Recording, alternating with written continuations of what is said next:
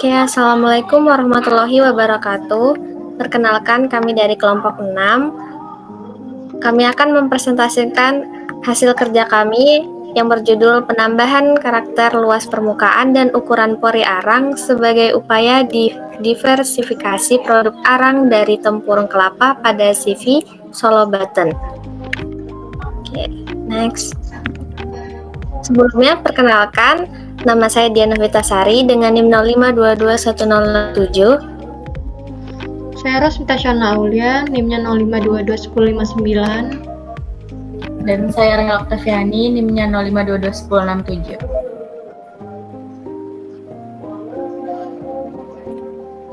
Adapun outline dari presentasi kami, yang pertama yaitu dasar teori, yang kedua manfaat BET, yang ketiga prinsip kerja, yang keempat aplikasi hasil, dan yang terakhir kesimpulan.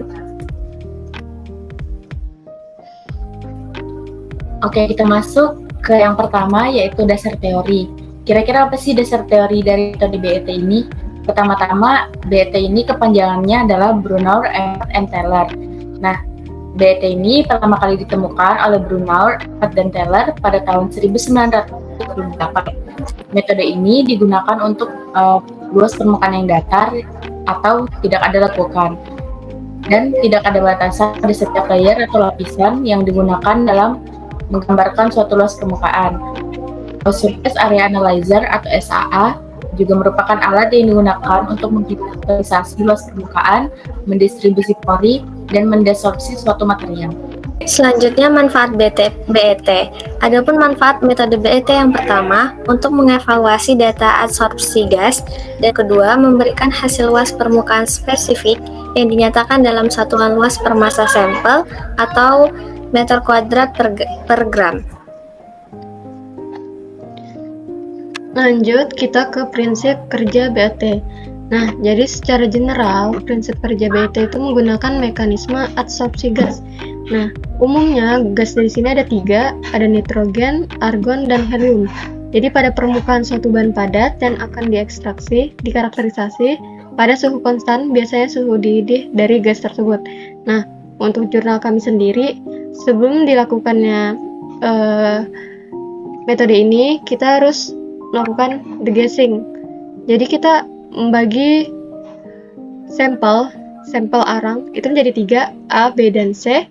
Yang sampel A tanpa degassing atau pemanasan, yang B menggunakan degassing tapi dengan gas nitrogen dengan suhu 200 derajat Celcius, dan yang ketiga, yang C, itu dengan suhu 300 derajat Celcius dengan dialiri gas nitrogen juga. Jadi intinya kita mau cari tahu luas permukaan atau pori arang menggunakan degassing dan tanpa degassing. Apa perbedaannya?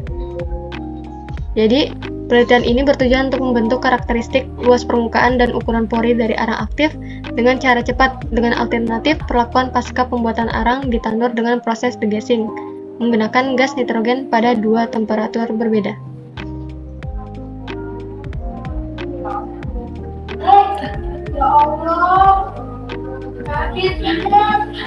Oke, kita masuk pada bagian aplikasi hasil. Pada hasil analisa tahap awal terhadap nilai kalor arang dari calon briquet dari CV Solo Banten ditampilkan pada tabel 1, ada di slide selanjutnya, dan dalam tabel tersebut kita bisa lihat nilai kalornya adalah 667,2 kalori per gram. Nilai kalor tersebut sangat rendah dibandingkan nilai kalor yang seharusnya, yaitu mendekati 1000 kalori per gram. Nah, analisis sifat permukaan arang aktif yang diukur meliputi luas permukaan dan ukuran pori. Ini menggunakan metode BET. Dari data yang sudah didapatkan, kalau melalui proses degassing, luas permukaan arang itu memiliki luas permukaan yang rendah. Ukuran pori dan total volume pori juga sangat rendah sehingga bisa tidak terdeteksi.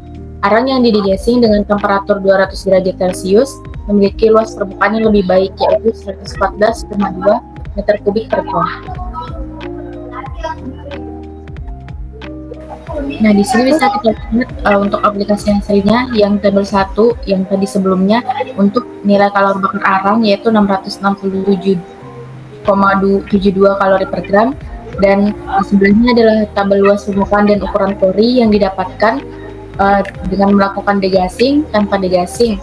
Dan degassingnya di sini itu dilakukan di dua kondisi suhu, yaitu 200 derajat Celcius dan 300 derajat Celcius pada sampel yang berbeda, yaitu sampel B dan C, dan A itu tanpa degassing.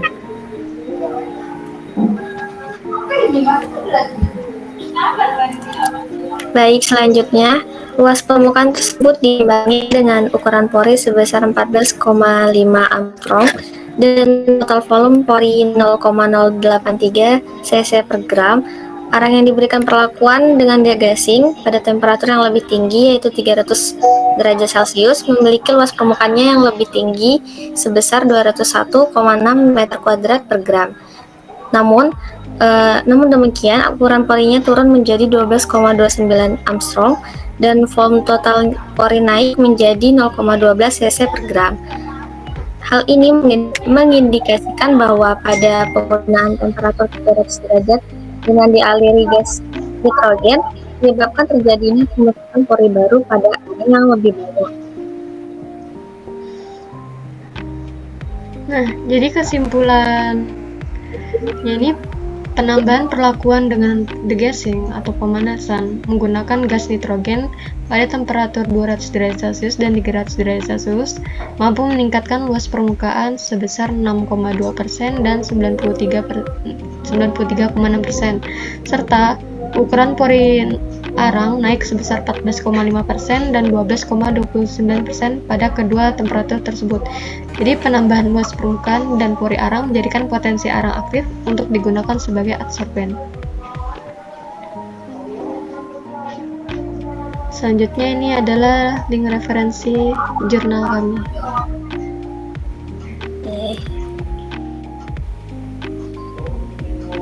Mungkin itu saja dari kelompok kami. Kurang lebihnya mohon maaf. Wassalamualaikum warahmatullahi wabarakatuh.